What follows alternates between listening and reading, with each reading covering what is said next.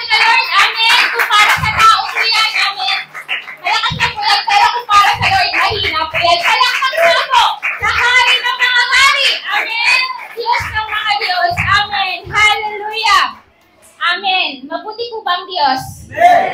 Sino po dito yung excited kasi nandito siya ngayon?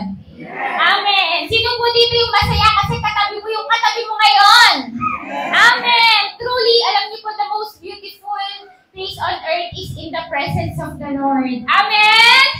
Because in His presence, may kagalakan, may kapahingahan. Sino yung pagod dito? Amen. Sino yung pagod dito kaninang pumasok pero ngayon malakas na? Amen. Kaninang sama ng pakiramdam mo pero pagpasok mo, pinalakas ka na ng Diyos. Amen. Alam niyo po yung init po ng panahon ngayon, kailangan hinihigitan pa natin yung pag-iinit ng pagmamahal natin sa Lord. Amen.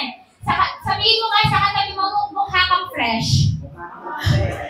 Mukha mo bang fresh? Amen. Fresh pa po yan, no? Amen. Nakakaganda po talaga sa presensya ng Lord. Amen. Naniniwala po ba tayo? Nakakagwapo, nakakaganda. Kaya tingnan mo yung katabi mo, maganda ba yan at gwapo? Yes. Amen. Amen. Praise God. Isang pribilehiyo po muli. Nagpapasalamat po ako sa Diyos for the privilege na patuloy pong gamitin ng Lord. Unang-una at sa ating mami at daddy po sa paglalagay po sa ating panawagan.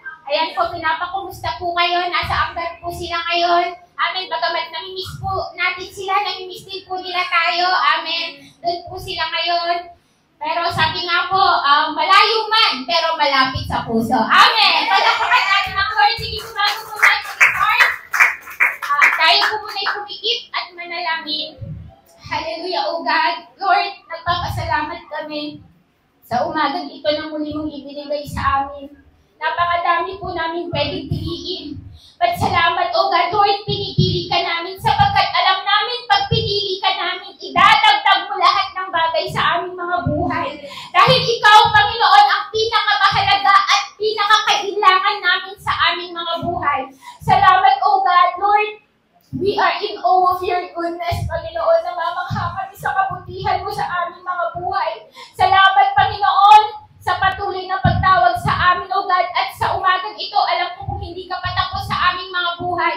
Personalize your words, Panginoon, according to the needs of your people, O God, na sa aming paglabas, O God, nasagot ang aming mga panalangin. May mga pinalakas ka, Panginoon, pinatibay, O God, and Lord, we will never be the same again as we hear your words. Thank you, Jesus. We are so excited, Panginoon. Open our heart, open our ears, O God. Lord, anumang pong balakid, Panginoon, sa aming pakikinig, in the mighty name of Jesus, we rebuke it, O God. We want to glorify you today, O God, by listening and hearing of your words, Panginoon, sa umaga kong ito. Salamat, Panginoon. Punuin mo kami ng kagalakan, pananabik, sapagkat, Panginoon, lahat lang ng nananabik, sila po yung makakatanggap, O God. Itago mo ako sa iyong likuran, that I will be speaking according to your words only. And alone only, O God. Thank you, Jesus. We love you. We honor you. In Jesus' name we pray. Amen. Amen. Amen. I-recognize ko po lahat ng mga kapastoran po natin na nandito, maging sa aking asawa. Yan, dyan po at sa aking anak. Amen. Amen. Sige po, dadako na po tayo sa word ni Lord. Kinakabahan po ako. Kanina pa po. Sabi ko, Lord, ano yung message mo sa amin? And dinala po ako ng Diyos dito. Alam niyo po, sa atin po, we all want security. Tama po ba? Amen. Sino dito gusto secured siya? Amen? Kaya kung meron dito, di ba, anong tawag doon yung kumukuha ka ng HMO kasi gusto natin secured tayo pag nagkasakit. Tama? It is safe to say that most of us want security. Tama? Sinong gusto ng security dito? Amen? Yung the state of being free from danger or threat. Gusto natin yung may peace of mind tayo, tama? Gusto natin feel secure tayo sa buhay natin, tama? Sa bahay natin, gusto natin secure tayo. Yung mga nanay at tatay po dyan, gusto natin secure yung mga anak natin. Yung pamilya natin. Diba yung mga nagtatrabaho, gusto natin secure yung future natin. Kaya ginagawa po natin lahat. We all want security. Amen. But people tend to get security in a lot of things. Marami po tayong hinahanapang seguridad sa lahat ng bagay. Saan po? Sa kayamanan. Diba? To their wealth, money, material possessions, pursuing worldly riches. Kayod po ng kayod, kaya pagod na pagod. But sabi po ng 1 Timothy 6 verse 17, itatouch lang po dito, sabi po dito ng phrase, NLT version, sabi po ni Paul saying to Timothy, teach those who are rich in this world not to be proud and not to trust in their money, which is so unreliable. Unreliable po yung pera, no? Minsan may pera ka po ngayon, bukas wala na, no? Kaya yung 1,000 natin iniipit mo, pagka nabariyahan na, mawawala na yan. Their trust should be in God, who richly give us all we need for our enjoyment. Napaka-unreliable po ng pera. Ang iba po kinukuha yung seguridad sa tao. Kaya marami, heartbroken, bigo. Bakit? Kasi sa tao ang seguridad. Pero mind you, sabi nga po, kapag sa tao po tayo nagtiwala, naging secured, mga kapatid, mabibigo tayo. Tama? Sino na nabigo sa tao? Ha? Amen? Diba? Mga kabataan, some from their own abilities or strength. Minsan sa ating sariling galing, pero we failed. Why? Because we are human. And we are prone to commit mistakes. Marami tayong kulang. Tama? Kaya tayo nabibigo. Jeremiah 17 verse 5 to 7 says, this is what the Lord says. Cursed are those who put their trust in mere humans, who rely on human strength and turn their hearts away from the Lord. They are like stunted scrubs in the desert with no hope for the future. Wala daw po tayo maaasahan. They will live in the barren wilderness, in an uninhabited salty land. Verse 7. But blessed are those who trust in the Lord and have made the Lord their hope and confidence. Amen. Dito po sa NIRV version, ang ganda po eh. Sabi po sa verse 7, but I will bless any man who trusts in me. I will show my favor to the one who depends on me. Hallelujah! Sino po gusto pabor ng Diyos? Alam niyo po, pagpabor ng Diyos, unexpected yan. Alam niyo po, hindi niyo aakalain, sobra-sobra, umaapaw. Bakit? Pabor po yan ng Diyos. Our unlimited God. Amen? Limited po ang tao, but the God we serve is unlimited. Amen? So, whom shall we trust? From whom does our security come? Dito po tayo magpo-focus. Our security is the Lord. His faithfulness and His love. Amen. So, magandang po natin ang ating topic ng security in God's faithfulness. Mabilis lamang po tayo. Kindly please lend me your ear.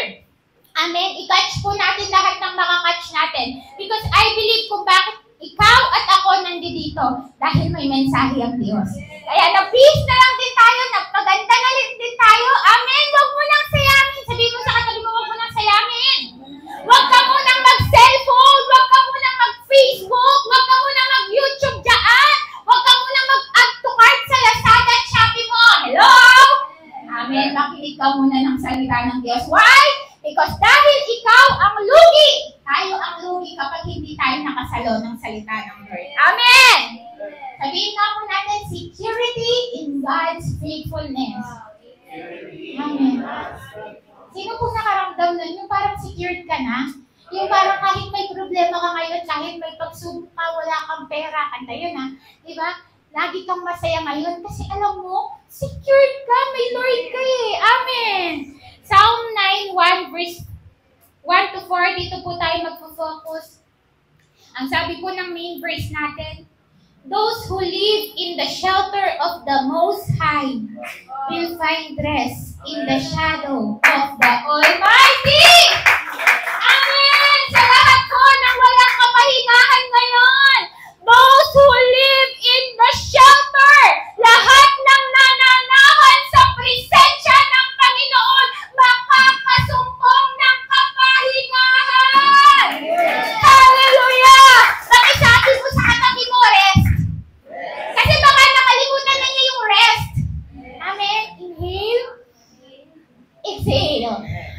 Amen. Huwag ka lang haharap sa katabi mo. Inhale.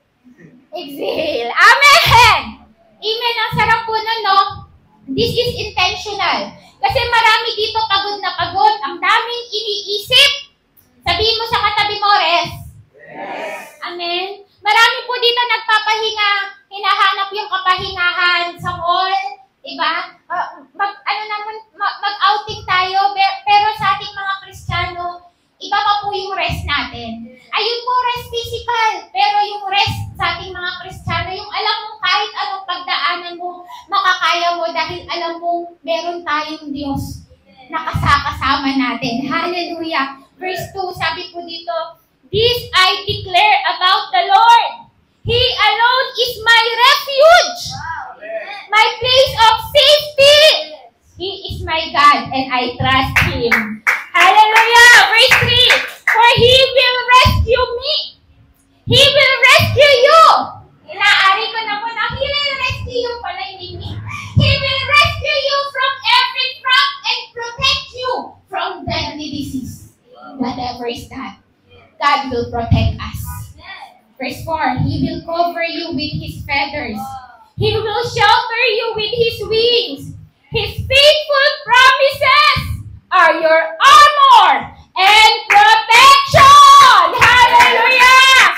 His faithful promises, yung tapat niyang mga pangako, ito yung magiging kalasag mo, magiging protection mo sa anumang mga pagdadaanan mo, anumang iba ko sa'yo ng kaaway. This is your armor! And this armor, mga kapatid, hindi yan masisira. Hindi yan masisira! Hallelujah! Thank you, Jesus. Amen. Amen, anak. Sabi po sa Tagalog, basahin natin, ang sino mang nananahan sa piling ng kataas-taasang Diyos na makapangyarihan ay kakalingain niya. Masasabi niya sa Panginoon, kayo ang kumakalinga sa akin at nagtatanggol. Kayo ang aking Diyos na pinagtitiwalaan. Tiyak na ililigtas kanya sa bitag ng masasama at sa mga nakakamatay na salot. Salot! Number 4, verse 4, iingatan kanya gaya ng isang ibong iniingatan ng kanyang mga inakay sa lilim ng kanyang pakpak. Iingatan ka at ipagtatanggol ng kanyang katapatan. Praise the Lord! Hallelujah! Naalala ko po, yung kanta pong to, sabi ko habang nag-aaral ako, ito yung worship na binigay ng Lord. Tapos narinig ko sa asawa ko, kinakanta din niya. Sabi po dito, yung dati nating song, alam niyo mo yun? Sabi mo dito, sabi ko, kahit kailan, di ka nagkulang, biyaya mo sa akin, laging laan. Ang pag-ibig mo sa akin walang hanggan, inibig mo ako noon paman. Grabe po, sarap po pakinggan. Sa akin lang po masakit, pero masarap po yung lyrics. Amen. Kahit kailan po, hindi po niya tayo pinabayaan. Amen. God has been so good to us. Sabi po dun sa worship natin kanina, kahit nagkulang tayo, ang Diyos tapat pa rin. At ipinakita niya yun sa krus ng Kalbaryo. Hallelujah! Palakpakan nga po natin ang Diyos.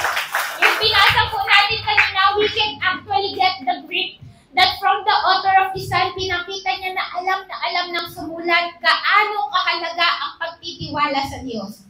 And mind you of everything, i-remind po natin, next slide po, while being secured in God's faithfulness offers peace and hope. Alam niyo po, while being secured in God's faithfulness, yung security, binibigay, nagkakaroon po tayo ng peace and hope. It does not mean a problem-free life or a life free from difficulties. Kapag secured po tayo, hindi ibig sabihin wala na po tayong problema at pagsubok. Tama po ba? Amen. Hindi po tayo bed of roses. Amen. Sinasabi po yun ng Biblia. The more na Kristiyano ka, the more na marami kang problema, the more na sinusubok ka, the more na sinasalakay ka ng kaaway. Sapagkat kapag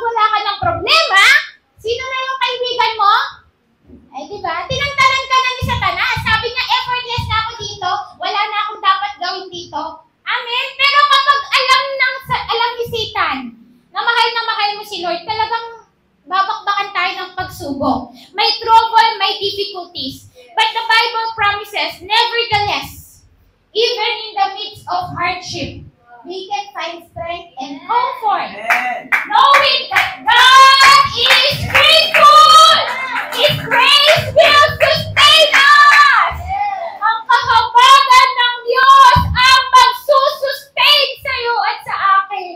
Kaya ano man ang pagdadaanan natin, mananatili tayo sa Diyos. Amen? Because His grace is so sufficient. There will be times na mahirap talaga, but praise the Lord, we have God. We can receive that peace that comes from God, that His love endures forever. Amen. Hallelujah. Dadako na po tayo sa ating points. Mabilis na lang po. Because we are secured in God. Number 1. Basahin po natin. We can choose not to worry. Amen. Sino po yung mga warrior dyan? Hindi na worshiper, warrior na tayo. Amen. Pakisabi sa katabi mo, buti na lang nandito ka. Amen. Bakit kaya? Baka meron dito hindi na makatulog, ang daming iniisip. Nag-iba na yung itsura. 18 pa lang, mukha ng 38. Plus 20, o ika naman, pastoran. Diba? Tumatanda yung itsura, but praise God, yung mga mukha natin, mukha lang tayong lahat 18. Ayan, nakiki-18 ako. Ba't di kayo nag-agree? Si Amen, lahat ng matanda up ng 18. Mukha kayong 18! Amen? Amen? Ayaw nyo maniwala. Ang ginin na natin. Amen! But because we are secured in the Lord, in His kindness, goodness, and faithfulness, we can choose not to worry. Kaya sabihin ko sa katabi mo, relax. All is well. Amen. May Diyos ka, may Diyos ako. Amen. 1 Peter 5 verse 7. Give all your worries and cares to God, for He cares about you. Amen. Sabi po dito, give all, not some. Amen. Think about it, mga kapatid. The Almighty God, all-powerful God, He cares for you. Sabihin mo nga sa katabi mo, He cares for you. He cares for you. Alam niyo po, kapag katao po yung nagsasabi, I care for you, nakakakilig. Pero alam niyo po yung tao yun kasi minsan hindi man matutupad. Pero pag ang Lord ang nagsabing, anak, I care for you, mas nakakakilig po yun. Kasi alam natin lahat ng sinasabi ng Diyos, ginagawa niya totoo. Amen, legit. Amen, hindi katulad ng mga, alam niyo yung flood control ngayon? Diba? Kahit saan talaga, no? Diba, flood control, alam natin. Diba? Scam! Diba? Pero si Lord, hindi scammer. Legit na legit! Pwede natin pagkatiwalaan!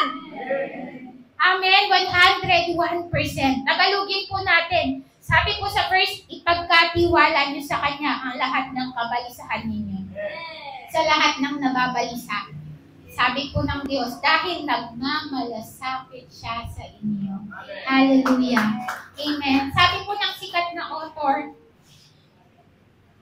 next line po, let us give up our work, our plans, ourselves, our lives, our loved ones, our influence, our all right into God's hand. When we have given all over to Him, there will be nothing left for us to be troubled about. Ano pang aalalahanin natin? Binigay na nga natin sa Diyos. Siya na bahala. Alam niya yun. Hindi ka pa nagsasalita. Alam niya na yun. Hindi mo pa binibigkas. Alam na niya yun. Why? Because God cares for us. Namin nakakakilig si Lord, no? Mahal na mahal niya tayo. Mga kapatid, God is telling us today, next slide, you are not in control, but praise God, He is. Amen! You are not in control. I am not in control. But God, He is in control.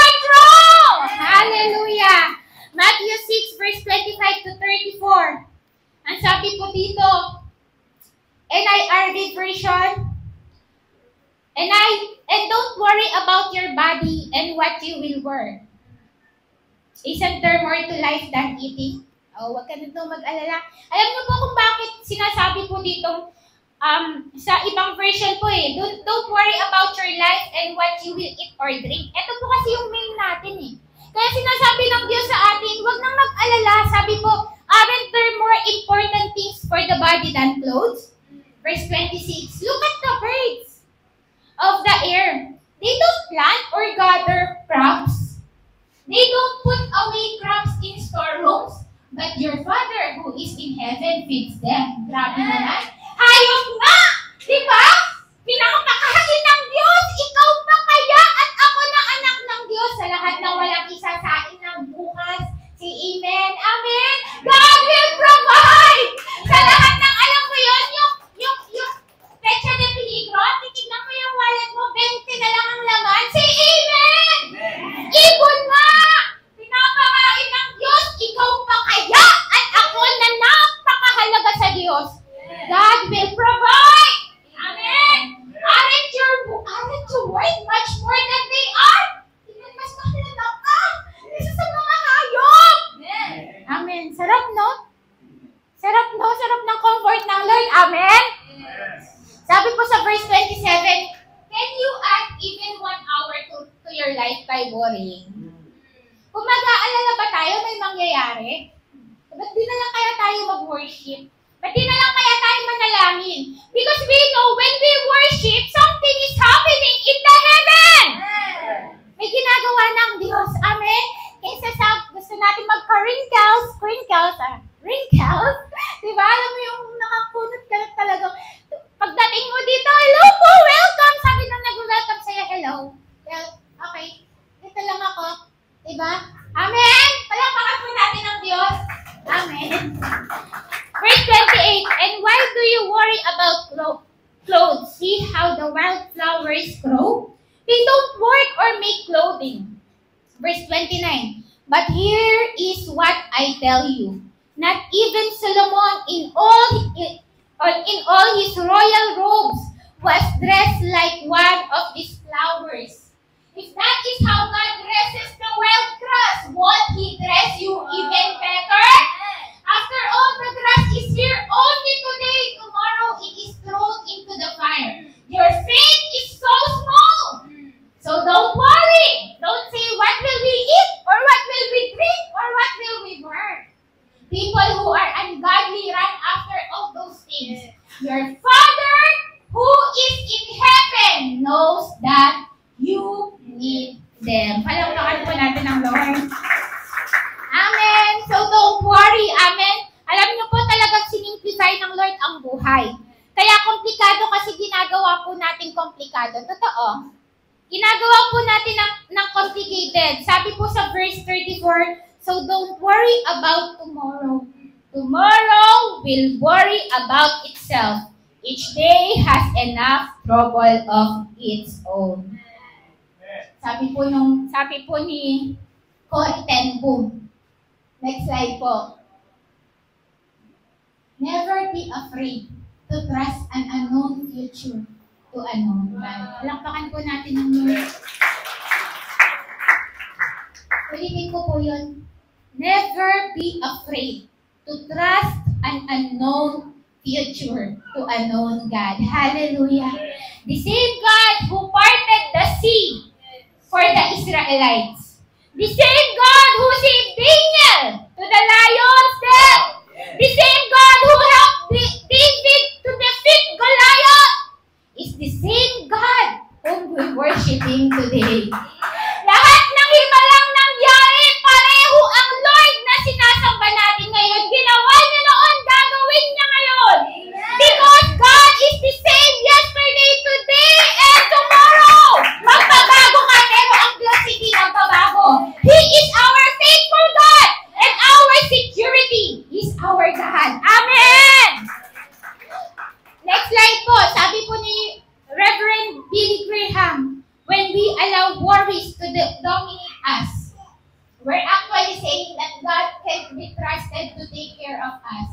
But He can be trusted. Amen!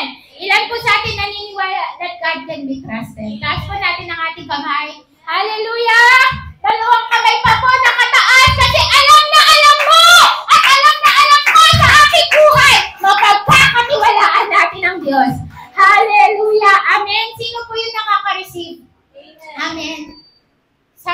last quote po. Next slide. If after obeying God, you find yourself in a seemingly tight and comfortable situation, you can have peace. Because you know that if God put you in it, He will carry you through it! Kung nilagay ka dyan ng Diyos, tutulungan ka din niyang makalabas ng nagtatagumpay dahil tagumpay na po tayo. Amen! Palakpakan po natin ang Diyos! Kapatid, matagumpay ka na. Hallelujah! Number 2, we can choose not to envy. Yes. Pwede natin piliin hindi tayo mainggit. Sino po dito minsan naiinggit tayo? Kristyano ako, pero bakit yan? Sarap-sarap ng buhay. Nagagawa lahat ng gusto. May sasakyan, may bahay, may pera, lahat na. We can choose not to envy. We are living in a time na nakakatempt mainggit. Kaya ang dami po ngayong nagpapatayan dahil sa inggit. Proverbs 14 verse 30, a heart at peace gives life to the body, but envy rots the bones. Sa Tagalog, ang payapang isipan ay nagpapalusog ng katawan, ngunit ang pagkainggit ay tulad ng kanser sa buto. Pakitignan mo yung katabi mo. Diba? Diba? Amen? Envy is a sign of deep insecurities. Mga kapatid, as a believers, we are discouraged. We are discouraged to envy. Hindi po para sa atin yan. Hindi po yan fruit of the Holy Spirit. But we are encouraged to trust God and find contentment in Him and in His will for our lives. Kaya mula ngayon, wala nang mainggiting Kristiyano. Amen. Palakpakan po natin ang Lord. Dito na po tayo magtatapos. Number 3. Tapos na po tayo. Sino po masaya tapos na tayo? Yung number 3 po, mga 1 oras. Amen. Number 3. Kanina po, number 1, because we are secured in God, we can choose not to worry. Number 2, because we are secured in God, we can choose not to envy. And number 3, we can choose to be thankful in all circumstances. Hello? Lagi po natin naririnig to, no? Ang galing sabihin, ang hirap gawin. Tama? Lalo na pag hindi favorable o mahirap yung sitwasyon. Ang hirap magpasalamat. Tama po ba? But if we are secured in God, we will realize that in every difficult situation, God has a purpose. May magandang dahilan ng Diyos. We may not see now, but later we will. Sabi nga po ng verse, we may not understand now, but later we will. Because we know God is a purposeful God. Amen. Hindi po aksidente. God, hindi po ginagawa ng Diyos yan para sa wala lang, but He has a purpose. 1 Thessalonians 5, verse 16 to 18. Rejoice always. Rejoice always. Tignan mo yung katabi mo, nagre-rejoice ba yan? Ha? Inaantok na po siya eh. Rejoice always! Lagi kang magalak. Pray continually. Give thanks in all circumstances, for this is God's will for you in Christ Jesus. Amen. Napagalitan ako, rejoice. Hirap po, no? Nag-away kami, rejoice. Wala na akong isasain bukas, rejoice. Pwede po yung rejoice na shampoo, no? Ang hirap! Kaya po sabi po ng mga Kristiyano, baliw po yung mga Kristiyano, no? No, baliw po, no? Kasi may problema pero masaya. Pero alam niyo po, ganun po eh, above normal eh. Above normal because we are secured na po sa Lord. Alam natin yung katotohanan ng mundong ito na dumaranas man tayo ng problema, may dahilan. At alam natin in all those problems, issues, difficulties, alam natin, mas pinalakas tayo ng Diyos. May pagpapala. Amen? May kalakip na pagpapala. Because we are secured in the Lord, in His Word, in His kindness, in His goodness, in His faithfulness, in His wisdom. That will give us the grace and strength to still be thankful. Amen. We can choose to be thankful in all circumstances. We can thank God because we are secured in God. Next slide po. We can thank God in the delays. Hallelujah. Sino po yung may delay na dito? Alam niyo, tagal niyo nang pinapanalangin, pero hindi niyo pa rin nakukuha, hindi pa rin natin nare-receive. We can thank God in the delays. Struggle ang delay. Tama po ba? Sa lahat ng mga nag-aantay dyan, shout out! Magpasalamat daw po tayo sa mga delays. Yung iba, okay lang. Huwag kang magpanggap. Masakit po yung delays. Nakakainip. Minsan, mabagal lang ang internet, nagagalit na tayo. Hello? Tama? Ayaw natin mabagal. Alam, pagka nasa fast food ka, mabagal lang yung cashier. Talagang, pumipila lang tayo. Talagang, visit na visit tayo. Kasi ayaw natin ng delays. But, as Christian, we can thank God in the delays. Why? Bakit? Praying for something pero wala pa. Mahirap, yet we remain secured and thank God. Why? Because we know God's timing is always the best time. Palakpakan natin ang Lord. Sa lahat ng mga nag-aantay, shout out, God's timing is always the best time. Amen. Hallelujah. You know what the Bible says? Everything is beautiful in His time. Amen! Everything is beautiful in His time. Hallelujah. Ganda po, no? Grabe. Grabe po si Lord. Even in the seasons of waiting, you can be thankful because we are secured what God is doing in our lives. Amen. Amen po ba? Diyan pa po tayo. Because we are secured in the Lord. Next slide. We can thank God in the cancellation of our own plans. Hallelujah. Marami po dito na canceling plano. Sabi natin, 25, dapat may boyfriend na ako. 28, magpapakasal na ako. Mga 30 siguro, may baby na ako. Diba? We can thank God in the cancellation of our plans. Pero hanggang ngayon, 30 ka na, wala ka pa rin jowa. Diba? Tapos, matanda ka na, mali pa rin. Yung pinili mo, hindi ka kasi nakikinis. Joke lang.